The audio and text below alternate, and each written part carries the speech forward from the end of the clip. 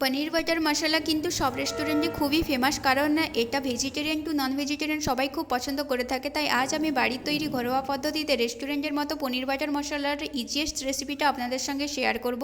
পনিরের এই রেসিপিটি তৈরি করার জন্য যে সমস্ত ইনগ্রিডিয়েন্টসগুলো দরকার তা হলো পেঁয়াজ, টমেটো, আদা, রসুন আর কিছু ড্রাই ফ্রুট।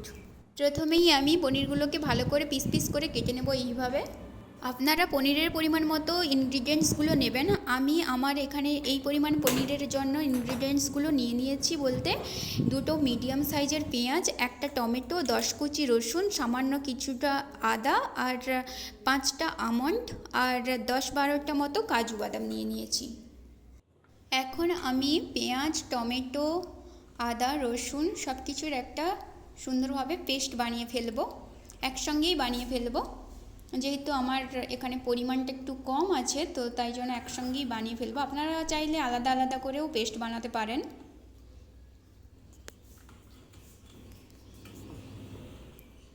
আর কড়াইটা বসিয়ে দিয়েছি। আপনারা কিন্তু চাইলে ঘি বা বাটার দিয়ে পনিরগুলোকে সুন্দরভাবে ভাজতে পারেন, কিন্তু আমি এখানে সাদা তেল ইউজ করেছি কারণ আমার হাজব্যান্ড ঘি বা বাটার এগুলো পছন্দ করে না। তো প্রথমেই আমি তেলটা পুরো কড়াই এইভাবে বুলিয়ে নেব। তারপরে সাবধানতার সহিত কিন্তু পনিরগুলো একে একে ছাড়তে হবে, কারণ তেল একটু বেশি ছিটকায় পনিরগুলো ভাজার সময়। তো তাই জন্য একটু সাবধানতা অবলম্বন করে এই রেসিপিটা কিন্তু বানাতে হবে, পনিরগুলো ভাজতে হবে। তো একে একে সমস্ত পনিরগুলো আমি দিয়ে দিচ্ছি এখানে কড়াইতে। তারপরে এগুলো লাল লাল করে ভেজে নেব একটু ভালো করে। এখানে অনেকে হলুদ দেয়, কিন্তু আমি এখানে হলুদ ইউজ করব না, আজকে এমনি ভাজবো। পনিরগুলোকে এপিট ওপিট করে দুই পাশে কিন্তু ভালোভাবে ভাজতে হবে। এইভাবে একটু খুন্তি দিয়ে নাড়ানাড়ি করলে এপিট ওপিট দুপাশটাই বেশ তাপ পাবে আর সুন্দরভাবে কিন্তু ভাজা হয়ে যাবে। আমি কিন্তু এখানে কয়েকটা লঙ্কা অ্যাড করেছি, কিন্তু বাচ্চারা খেলে আপনারা লঙ্কাটা কিন্তু স্কিপ করতে পারেন। এই রেসিপিটা কিন্তু ভাত রুটি সবার সঙ্গেই ভালো যায় খুব।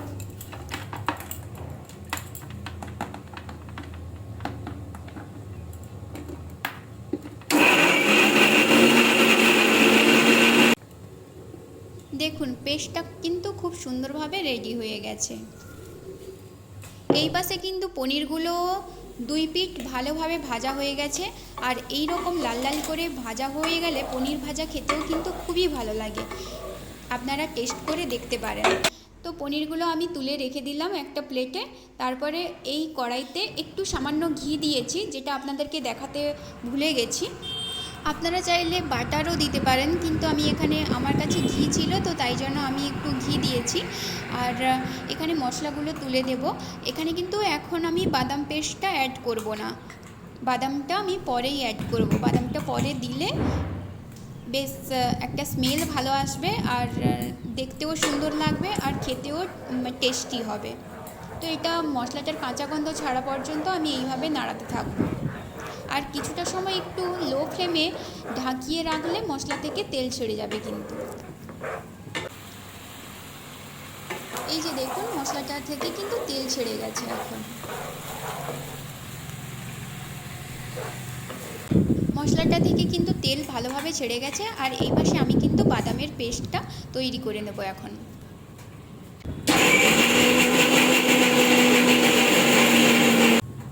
বাদামের পেস্টটা কিন্তু খুব সুন্দরভাবে তৈরি হয়ে গেছে।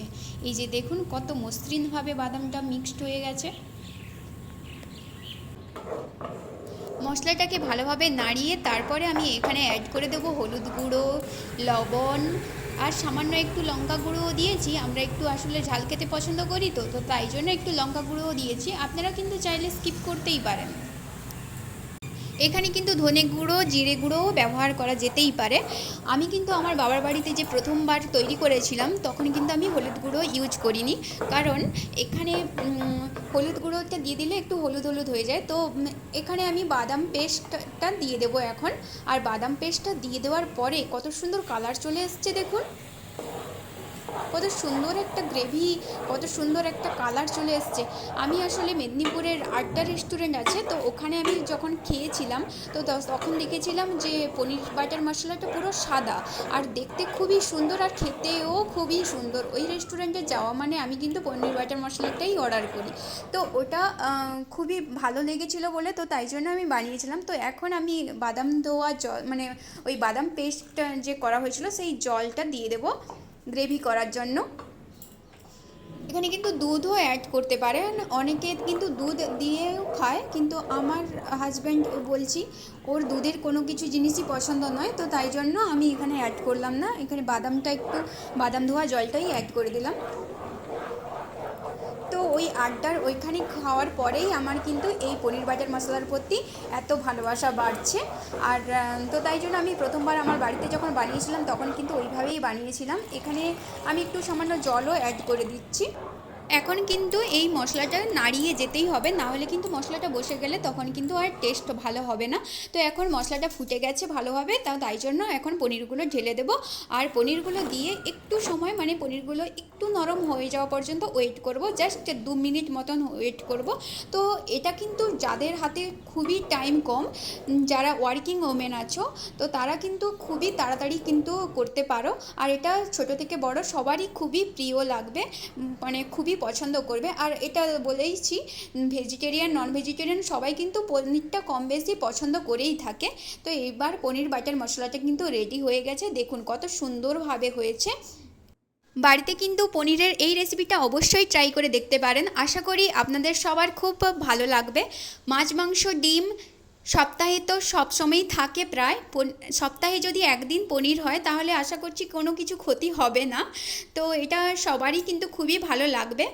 আমার ভিডিওটি যদি ভালো লেগে থাকে তাহলে লাইক করে দেবেন, আর এরকম ভালো ভালো কিছু রান্নার রেসিপি জানতে হলে আমার চ্যানেলটিকে সাবস্ক্রাইব করুন। দেখা হচ্ছে নেক্সট কোনো ভিডিওতে। টাটা।